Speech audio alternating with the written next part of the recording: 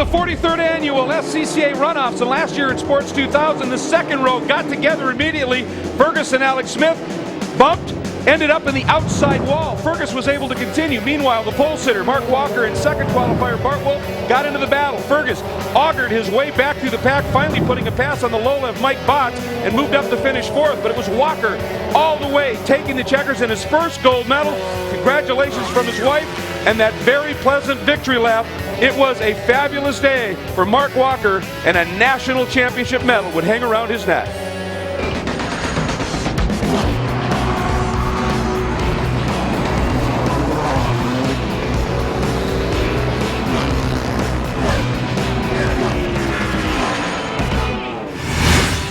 In SCCA Sports 2000 category, all the cars have to run the same 2-liter engine. That means chassis management is absolutely crucial. At Mid-Ohio, the master, without doubt, was this guy, John Fergus. Since 1999, he's put together 4 national championship runs in his Carver. The question is, can he find that magic here at Heartland Park, a brand new venue? Now, when one gentleman has success, others will follow suit. Bart Wolf chased him for a few years. He bought a Carver, and last year had his best run at the championships with a second, in fact, beating John. But it's a new track for Bart as well. That is not the case for Rob Sherwood. He is second in the Midwestern Division this year with 3 wins. He knows this track well. Maybe that'll mean gold for him. Mark Mercer is another driver we have to keep an eye on. He won the Rocky Mountain Division this year with a perfect season. 6 starts, 6 wins. One of them, amazingly, was his first ever race here at Heartland Park. Will he be Superman and find gold? Well, we'll have to wait and find out. Mark Walker was Superman in Mid-Ohio last year as he won the runoffs in this same category. He is this year's Southeastern Division champion and running a modified Lola chassis. He'll be one to watch. We also have to take a look at Jay Messenger, a strong second in the Southwestern Division. This guy is going for it all here at Heartland Park, and he also loves to drive legend cars. He lays down a pretty mean lick on a guitar as well.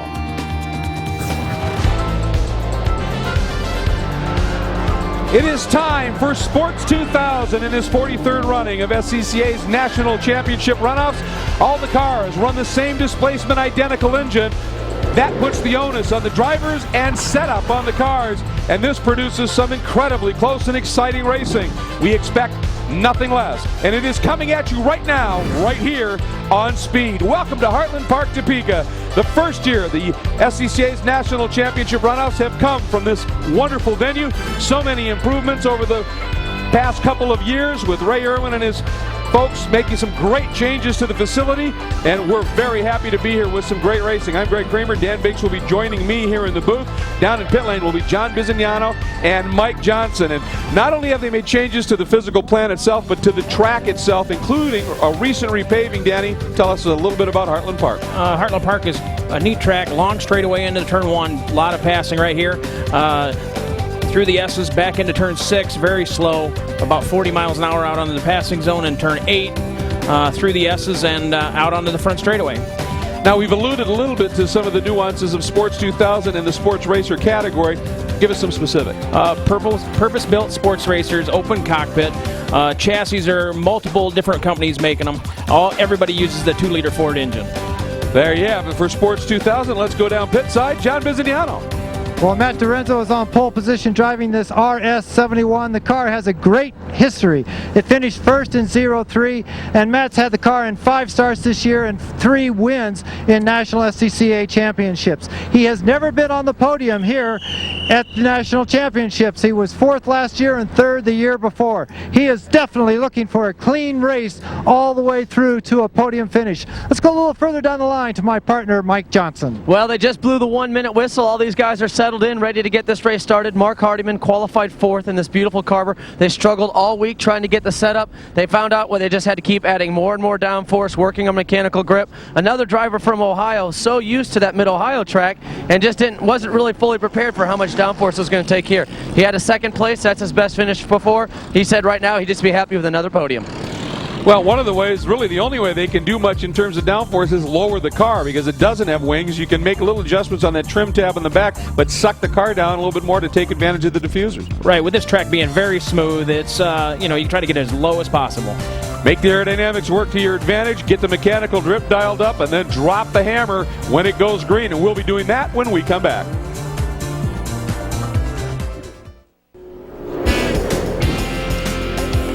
Welcome back to Heartland Park, Topeka, everybody. Sports 2000's out on their pace lap. And at the very top, I mentioned that Mark Walker, the defending champion, was running a modified Lola chassis. Matt Dorenzo is as well, modified by Steve Johnson. Walker's is modified by a company out of England.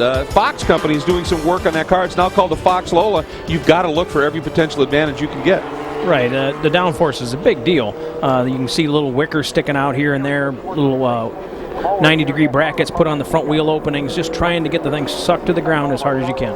And there is an interesting little tire battle going on in here. You've got Goodyears and Hoosiers, and Bart Wolf is the lone guy running Avons, and I just talked to Bart a little while ago, and he said the thing is, Hoosier and Goodyear both make sticky tires that are going to be really good in this cold weather. He said Avon makes one compound. We're going to be really good at the end of the race, but we could be really loose in the first few laps, so it's going to be interesting to watch.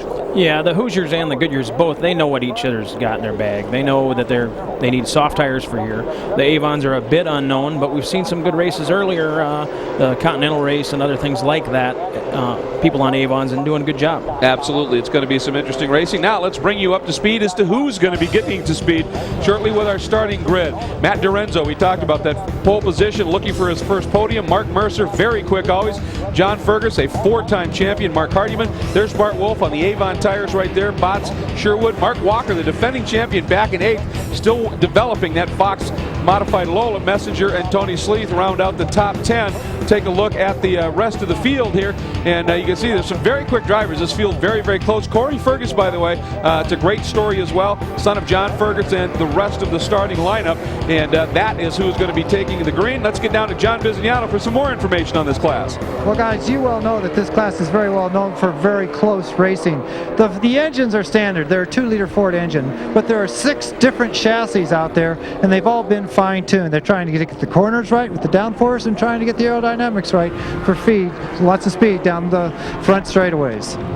Now, this is very much an engineering class, and what you'll find that a lot of the owners of these cars and the builders of these cars are now building cars that run in the 24 hours of Daytona, 24 hours of Le Mans. In fact, the Shannon race car, there's one of those in this field, was designed by Eddie Jones, who's the current engineer for the guy that finished second at the Indy 500 this year, Marco Andretti, and the guy that won it last year, Dan Weldon.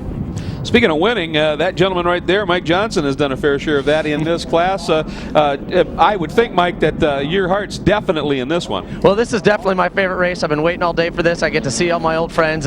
My old car is actually out there racing in the hand of Corey Fergus, and I was telling him before the race, I go, you know, I've never lost a race in that car, so I expect you to do the same thing. Of course, he's got a lot of competition, and he does have to beat his dad, but, you know, it was fun. I got to see Steve Johnson out there as well. He's the guy that designed this car sitting on pole, and he was a guy that won the race here a few years ago back when it was at Mid-Ohio, and he's kind of being a little secretive. He's hidden under his hood because I don't think anybody wants to see him again, because he's told everybody, I'm never coming back to the runoffs again. If I can't win, you're never going to see me, and you know, here he is. You can't stay away. Exactly, and way to not put any pressure on young Corey Fergus right there in that 07. I never lost a race in this car, son, but you know, you do whatever you can. Yeah. Wow. And he's got big shoes to fill. His dad's been racing a long time in this class. Oh, and, yeah. 4-time champion. Mike?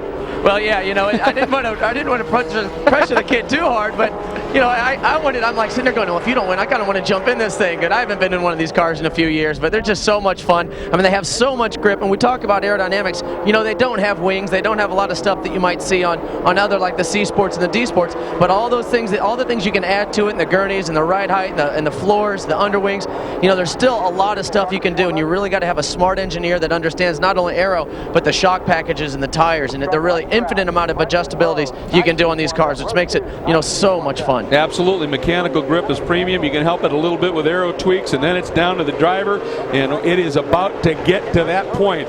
The pace vehicle is in the field, forming up. Johnson's Lola in the hands of Matt Dorenzo, coming down the front straight alongside the 06 of Mark Mercer. There's the American flag, and oh, a big hand in the air, and that is an indication that apparently we had a wave off. There is no start, and you can see Fergus right away, very experienced, got his hand up in the air to let the field know that we are not going green, and I've got to ask why. That field looked like it was pretty well lined up, so maybe starters saw something here. And maybe there is a reason that that happened that we were just not able to see. Let's look for it here. Looks like most of them are lined up. Back there a little bit. Oh, that third row, the number, Big gap there, big gap. And Fergus is waving there because he didn't want the same thing to happen as happened last year. He got taken out on the start, so. Well, that would explain it. It looks, I almost wonder if somebody was missing from that grid formation, because the number 1 of Walker was laying back in the row he should have been. There was a big gap in front of him, and I don't know what happened there. So, well, we'll figure it out here in just a moment, but I guess the upside is they get one more lap here to warm those tires up a little bit before we go racing here at Heartland Park, Topeka. So we'll be right back.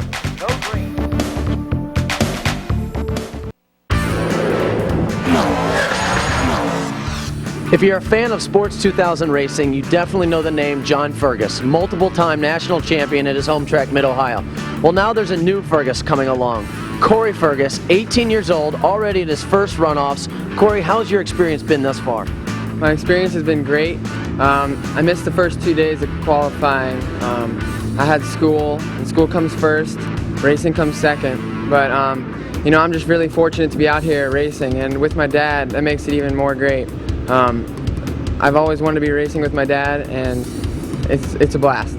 Well, you know, I'm going to be really pulling for you for this weekend, because this is actually my old race car that your dad bought. And even though I never raced against your dad one-on-one, I had a lot of great battles and won a lot of races. So best of luck, and, you know, give it to him hard, all right? All right, I will. Well, there you have it. That was that gauntlet thrown down by Mike to the young driver, obviously, at this stage. And Mike, obviously, after that wave off, we're waiting for the restart here. That's given him a little more time to think about things. Well, I'm down here behind the fence, behind pit lane, and I wanted to show you guys this. There's 3 noses down here from a few different teams, and it's funny because this is the only race I've been to where people are bringing spare parts out ready to go. You know, that's just kind of telling me these guys are going to be racing really hard. Maybe that's why we've had a false start. Another thing we're talking about downforce, looking underneath this. This car comes with a flat bottom right here, and they've actually added all these downforce generating venturis. They've got the lips here, and they even add up on the top, you know, ways to extract the air coming out of the tire. So again, the engineering, the downforce, everything they're trying to do to make these cars just stick as hard as they can. Get the air out from the nose. That eliminates lift, creates that stick. Right, and it's a really, really sensitive area. We adjust those things like within 1/10 of an inch, and it makes, you know, 50, 100, 200 pounds of downforce if you move that stuff just a little bit. The reason for that wave up, by the way, was Mike Bartz, who had qualified very solidly, the number 42 Lola up in 6, had a problem. He's at the back of the field, and there was a gap there. You can see there he is. So they have told that row, led apparently by the number 1 of Mark Walker. He gets a little bit of a gift, is going to move up a spot, and they're just going to pack it in there.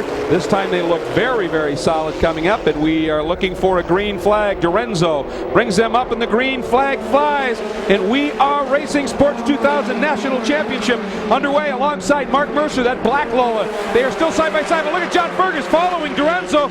That is the savvy of John Fergus, and he goes right up underneath and picks up a spot. Bart Wolf knifes down underneath Hardiman, and the number 1 of Walker, and how does it all sort out? Man, they get all backed up 3-4 wide there. Fergus had a great start. The inside line really had the advantage there. Yep, both Fergus and Wolf used that inside line to great advantage. So Fergus now up to 3rd, Wolf from 5th to 4th. And the 07 car of young Corey Fergus is right in the mix, having a good battle. There he is. I think he did something very smart. He took it very gentle, very easy, made sure he didn't get in any contact so that he was going to be able to go on and race. And by the way, his line about school is first, racing comes second, I heard his mom say it exactly like that. So she's got that into young Corey's head. Smart man. Yeah. You need to be, you know, smart. You need to go to school as best you can. And unfortunately, his dad's able to have a race car for him. And I'm trying to do the same thing with my son. Go-karts and Formula V's next. All right, now here we go. Fergus sitting in second. That's that American flag sort of liveried car. And right behind him is the second qualifier, Mark Mercer. So it's Fergus, Mercer, then Wolf, 2nd, 3rd, and 4th. But look at the margin that Dorenzo has opened up already in that Lola. Yeah, he's out about 2 seconds.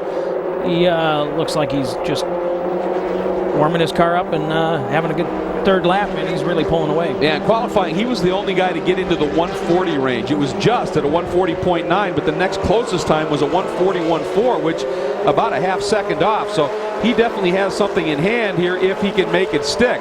Fergus, meanwhile, sits in second, but is being hounded right now by Mercer, that black 06, then the red nose with the white and blue stripe down it is Bart Wolf right there in third as he comes sniping through. There's a good look at Mercer in the Rocky Mountain Division. I talked about it at the top. A perfect season and a divisional championship. 6 starts, 6 wins. And boy, he is using up nowhere near the road that Fergus is and is able to stay with him. And he's looking down the inside into the carousel. Boy, Mercer's car is really, really fast off the slow corners, and he's able to hold it. Looks like his car's turning better than Fergus's. And now he's inside. Wow. Woo. Yeah, it's changing direction beautifully, and once again, that's one of those functions. Perhaps he's got those Hoosier tires, and they do make a nice gummy tire for these cold conditions, and they're working very nicely right now. That car is obviously hooked up. There's Bart Wolf being chased hard by Mark Hardiman. That blue car is Hardiman, who qualified fourth. Bart was able to get underneath him and make the move, and then Mark Walker, the defending champion, is right behind those guys. There's Bart, then the blue car of Hardiman, and then Walker, the red Lola, coming into frame right there. But Fergus is still under attack from Mercer, and then this great battle right now for that 4th spot. Yeah, they're all really close, and it's hard to pass. We've seen this in the past. This track doesn't leave a good spot for, you got to be a lot faster to get by somebody. And one of the things is it is warming up. It's been sunny all afternoon. The temperatures are climbing just a little bit, so the track temperature with the sun is going to be up even more. Wolf with that set of Avons, which are harder than the gentlemen that are running around him. Is he going to have something maybe a little bit later in the race? Can they now, with the temperature coming up, run their tires off of these cars? Oh yeah, you can run them off. Big pass for second. Mercer, once again, coming out of that turn, just drove by. That car is obviously dialed very, very well, and it turns and gets the power down exceptionally well at this early stage. Now, Fergus's car looks really, really fast at the end of the straightaway. I wonder if Fergus then is taking some downforce out of the car, which is drag, thinking that he wants straight line speed, but early in the going here, it doesn't seem to be working for him. No, it doesn't. It looks like his car's a little bit high, too. And let's go back and take another look at that and just watch how easy it was. I mean, he was by him before they even got to the apex of the turn. Yeah, he went by him down the inside, and Fergus didn't have anything for him. But he gained all the way back down the straightaway, so we'll see what happens down into 8. That's why I'm wondering if maybe Fergus was thinking take a little bit of downforce out and have some straight line speed. Mike? Well, we were talking about the tires and how they come in at different levels. The Hoosiers, there's 2 compounds, an R35 and an R45. They usually seem to come in about 2 laps earlier than the Goodyears. So a lot of those Hoosier drivers are going to maybe have a little bit more of a push here in the beginning. The other thing, that Lola of Mark Mercer is going to be usually a little bit faster in a straight line than the Carver. The Lola is actually built in about 1990, so it doesn't have the downforce that the new Carver does. So in the straight lines, it's a little bit better, but the Carver can usually make it up in the corners. All right, thanks, Mike. And obviously there is some adjustability that you can do. And right now, there's that battle over 4. The Wolf has a little bit of ground over Hardiman, but Hardiman gathers him up quite a bit heading into the busy section here and heading up into that final turn. We'll be back with more Sports 2000 right after this.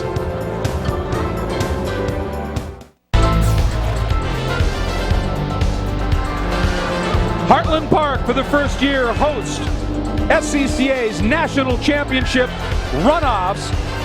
It's the 43rd annual running of this great event, but it has found a new home and one that has proven to be a fabulous challenge. Welcome back, everybody, to Heartland Park, Topeka here in Topeka, Kansas. Sports 2000's National Championship is underway. Matt Dorenzo right here in the Tur Step Lola is drawing away at Biz. He is doing so right now rather easily.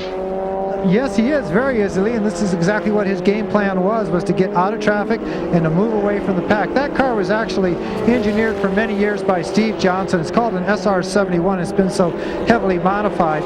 Now, they want this car to be so correct for the race. Steve sold him the car because after in 03, he won the championship and then took off for the Caribbean and disappeared. It took him 4 weeks to find him on some island in the Caribbean, and he said, hey, if it's important enough for you to bring me back, I'll come back to Kansas and make sure that everything is absolutely perfect on that car. Well, it was well worth the trip, Steve Johnson, and thank you for that great effort to put this young man up front.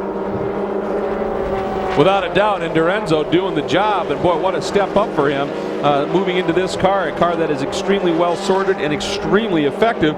And he's been turning 142s. The only guy who's there now is Mercer, now that his tires have come in a little bit, but already the margin is up over 5 seconds. Yeah, you can tell they know what to do with this car. It's hooked to the ground. You can see the little side panels making downforce. It looks like they've added those little strips on both sides, and it's just shoving it straight down the road.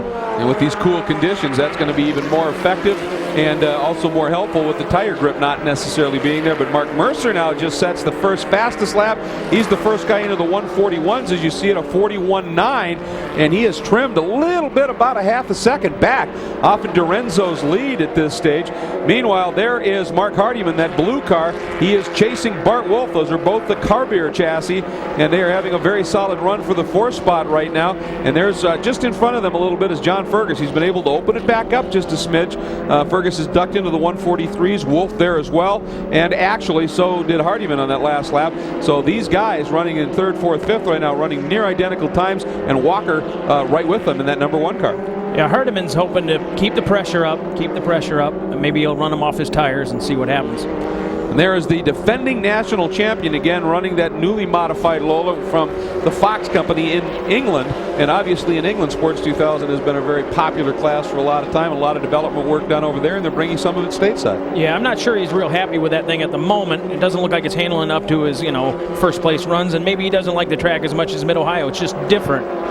Now here's the battle for 7th, and that is Sherwood and Messenger, and they are having a great scrap. Robert Sherwood was 2nd in the Midwestern Division. We visited with him right at the top of the show. He knows this track, but it looks like that car is not really doing what he wants it to do at this stage. And then 71 is Jay Messenger, Southwestern Division 2nd place finisher in that Shannon chassis that Mike was talking about. And again, a good chassis mix there. And there is the 88 of Joe Moran, who is 2nd in the Southern Pacific Division, another of the Carbiers. Yeah, I'm not sure. That might be Rocky Moran's son. I'm not sure of that. There is that 71 Jay Messenger, and he is having a very, very solid run in that Shannon. That car, that design has been around for a while. Anthony Lazaro won in that chassis' first ever race at Road Atlanta, and that was quite a few years ago. So, but that's the nice thing about this class. You can have some of these older chassis that are still very, very effective in race trim at this point. And 13 Sleeth, 94 Shop, and Moran out there right now having a very solid run. Moran, number 88 in this battle for what is essentially 9th. You can just see how close these cars are. They just run nose to tail. Guy can gain a little bit under braking. Looks like Moran's got a little bit better car through turn 5. Out onto the back straightaway. We'll see what happens here. Moran coming out of turn 6, and now it's just drop the hammer. This is a flat-out bend here through turn 7, and then they head right into that bus stop chicane area, and right now they're pretty much in lockstep. And once again, if you're running similar times, this track presents some interesting challenges in finding places to pass. So if you can run as fast as the guy behind you, you can defend rather nicely. And Tony Sleeth doing a very nice job of that, hanging on to 9th spot right now here in Sports 2000 action at Heartland Park, Topeka. And this is a great battle going on for the 9th spot up front. Matt Dorenzo has it pretty much his own way.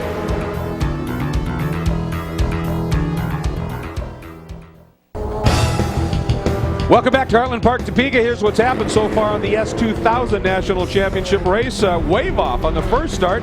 Little misunderstanding there, as there was a hole in the grid because one of the cars couldn't make it. Thought the field wasn't lined up correctly. They filled that gap up, and we went green the next time by. And the race was underway. Right away, John Fergus got a great jump from the 2nd row, moved into the 2nd spot. Bart Wolf from the 3rd row moved up into 4th. And then everything sort of settled out, except for this great pass as the 06 of Mark Mercer, not to be denied, and was able to get back into 2nd. And that is pretty much how it solidified. Fergus running in 3rd, Wolf in 4th, Hardiman 5th, Walker in 6th, and it's been just like that.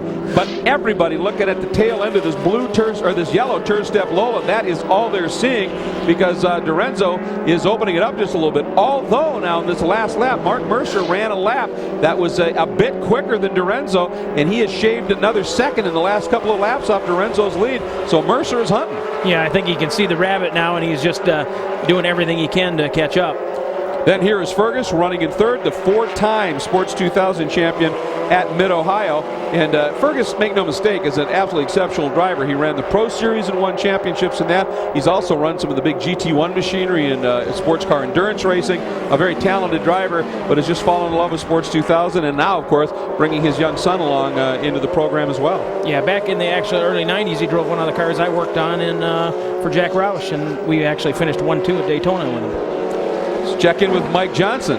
Yeah, I'm down here with Randy Hartman, crew chief and engineer for both John and Corey Fergus. I was talking to Steve Johnson before. He was, in his typical self, saying his car was so much better than everyone's, and the fight today would be for second place. Do you guys have the car to catch him and go for the win? Well, he's been running soft tires all week, and we're hoping that he's on them now, and he'll burn them up and come back to us. But right now, he's right.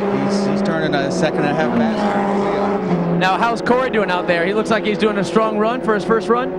Corey's doing fantastic for the little track time that he has, and it's every time he goes out, he goes faster. All right, well, tire management's going to be a big key in today's race. And I think that's coming into play already, Mike, as Dorenzo's last lap was a 142.8, Mercer a 142 flat. That margin is now down to 3.5 seconds, and that means in 3 laps it's come down over 2 seconds, so he may have run those gummies off already.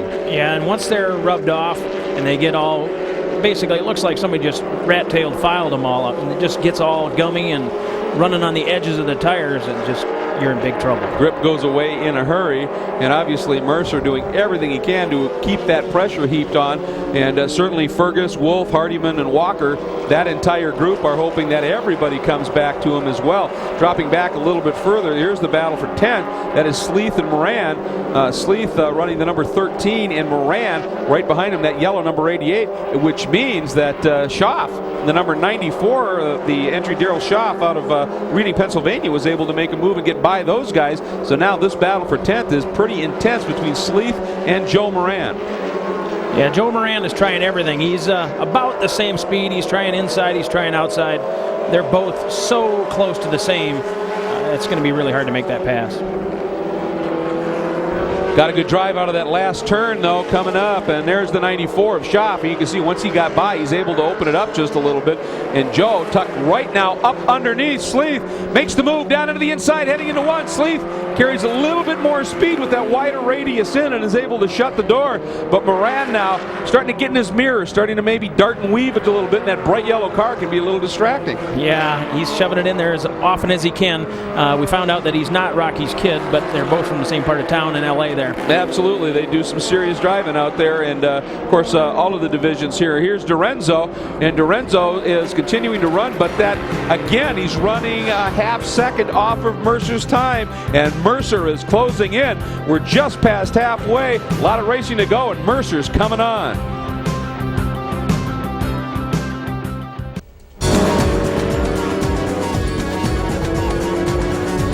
And we are back as we are working our 11th lap here at the SCCA's National Championship Runoffs. There is your leader, Dorenzo. And Dorenzo's, oh boy, his last lap was a 143.4, but check this out. Mercer has turned a very fast lap, might be the quickest lap of the race, a 41.3, and that margin has gone from, 5 laps ago, over 5 seconds, to a second. Mark Mercer is hooked up, and Dorenzo may have run those gummies off. Either that, or he's awfully confident of what he's able to do, and he's just letting the margin come down and keeping those tires controlled. Biz? Well, I'll tell you, we're with Steve Johnson, the gentleman that they found out in the Caribbean, and also you may recognize him as the 03 champion in that car in this class. Let me ask you, Steve, the gap's closing up, buddy. Well, we're on the softer tires, and we're hoping that he's managing them rather than running them off the car. I think we're going to find out very shortly whether that's the case or not. We ran race distances on these tires, and they ran race distances just fine. But today is a different day. But you got to have the softest tires on in weather like this. You can't send them out there on anything harder. No, we'd been nowhere if we went on the hard tires. I think we're going to be all right. We'll see if the young man can manage the rubber guys to the end. I think he's optimistic. I think those tires are really wrecked right now, and Mercer's just chasing them down. When you lose 2 or 3 seconds a lap, he pulled it out to 6, and then he's just coming back. Well, take a look here. Mark Mercer's last lap speed, 88.821 miles an hour and 86.9 for Dorenzo, and that shows in those lap times. And, you know, obviously Mercer is looking very good. Dorenzo's car is moving around on the track a lot, and now the margin is 0.6 of a second. So another 0.5 have been taken away by Mercer. Now, this is where we're going to see. I wouldn't want it to get any closer than this if I'm managing tires. So if Dorenzo suddenly lays down a couple of very quick laps, okay, then he was playing the tire game very well. But if Mercer stays close and keeps coming, might be a whole different deal. Yeah, tire management goes out the window when you see the guy coming. You just go as fast as you can, and you know it's starting to get loose. You can start to see rubber flying off the tires. He's in trouble. Here we go up into turn 5 and into 6, the slowest turn on the one of the slowest turns on the track, and Mercer very, very close now. He's up. Oh yeah, you can see some of the junk coming off that right rear tire, I think. So this is going to be very interesting as they feed up through turn 7, just a flat-out blast. And now it's just horsepower, so things might stabilize here, then into the bus stop, and then those very tight corners at the end. We're going to see how this plays out, I think. Yeah, the bus stop is going to tell the story here. Look how fast he just catches up to him. He's getting on the power, though, good, and leaving pretty straight, not trying to use those rear tires, but it's only a matter of time. Well, I mean, he's driving with a car with that the handling's deteriorating the best you can, get it straightened out as soon as you can, and then apply the power and letting the car have its head. But here comes Mercer once again down through this twisty stuff. Yeah, and he just got really loose there, and you lose. You know, it's only 20, 30 feet at a time when you get sideways, but that's the stuff you can't get back. And as they come across the line, this time 5 laps to go, and Mercer is all over him. The margin last time was 0.6 of a second. And Mercer's right there tucked up underneath the wing, and the margin now is 0.4 of a second. So Mercer is closing in, and I think right now he's just hounding him, trying to make sure he keeps the pressure on. The margin over Fergus, Wolf, Hardiman, and Walker, though, is pretty substantial. It's a 2-man battle right now.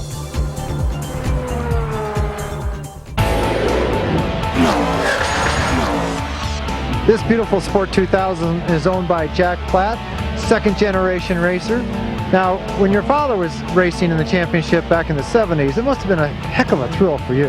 Yeah, it was fantastic. I was at Road Atlanta, and I only got to go 1 year because it was always during school. So we couldn't get out of school, and I had a great time that 1 year.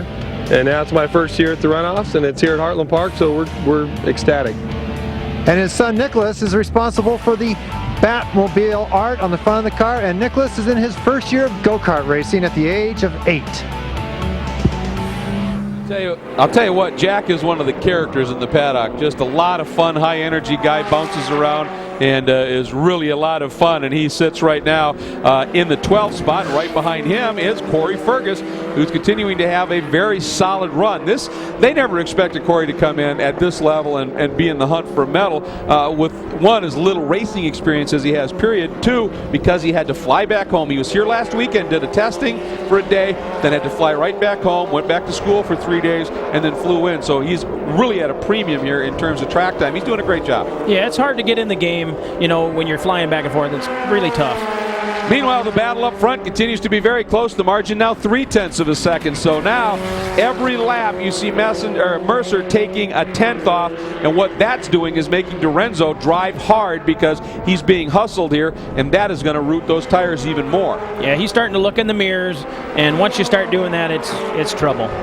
Ooh, the back end of that car just stepped out huge. It did it again. He lost a lot of momentum. Here comes Mercer. He is there. He's trying to take a look. And Mike Johnson, he's not going to get the pass made into 5, but Mercer now all over him. Yeah, down here with his crew chief, Chris. Chris, your driver's just doing a great job. We just found out Steve Johnson put his driver on the much softer compound. You got the hard ones on. The car's working great.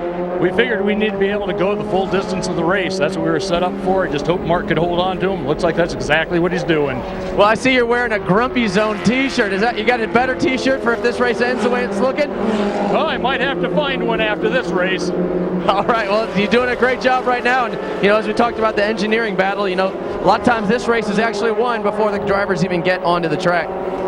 Yeah, sometimes as a crew chief you can be a little grumpy, and nothing better to fix that than a win. Absolutely, and it's a good way to keep people away from you and not bug you while you're trying to focus on your job. Now watch what happens right here, Danny. Dorenzo really had the back end come out. Yeah, he turned it in a little bit hard, and it just stepped out. Nice car control, but you just lose that valuable track position, and Mercer just gained 50, 75 feet on him. He looked inside, but that was optimistic there. Absolutely, and I don't think he really was thinking of the pass, but he wanted to get it tucked up. But again, that just kills your momentum, and suddenly, as you said, that margin that he had built up a little bit was gone. So Mercer, seeing that, that's just going to make him grin and just start to press even harder, isn't it? Yes, it is. With 3 laps to go, he just needs to keep the pressure up. Mercer's all over him. Just have him keep looking in the mirrors, and he'll make a mistake. And if he doesn't, he'll deserve it. Absolutely. If Dorenzo hangs on, it will be an incredibly well-earned gold medal if he is able to hang on to it. That back end comes around again just a little bit, and Messenger coming after him. And every time that car slides like that, it takes more out of those tires, and Mercer is just going to keep hunting. You see a big gap back for Fergus, Wolf, and Hardiman. Welcome back, everybody, and we have a new leader. He's done it, Mark Mercer, the hunter, and look at the margin he's built up. So Mercer able to get by Dorenzo and has opened up a huge lead, and look at Dorenzo locks up that right front tire. That is indication perhaps that those tires are completely gone, and Danny, here's how it unfolded. Yeah, it looks like they're going into 6. Pretty slow corner. Oh, he locked him up. Oh, man, and he really just messed it up there. It looks like it almost popped the right front tire. Mercer just drove away. Well, it didn't pop it. It certainly flat spotted it, and it looked like he was having trouble finding gears after that, wasn't it? Yeah, it looks like there's big trouble here. It does look like the right front's down, and here's Fergus now. Fergus is coming. You bet. That look at that right front corner is laid down on the track, so maybe that is exactly what he did. And running that soft compound, you run them off like that, and they could just wear right through to the cords, can't they? Yes, they can. And now the guys with harder tires look like heroes.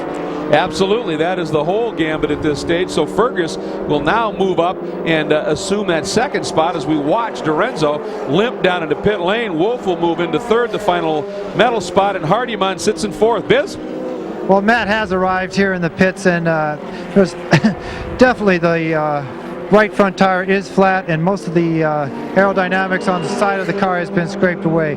He just virtually drove the wheels off of this car.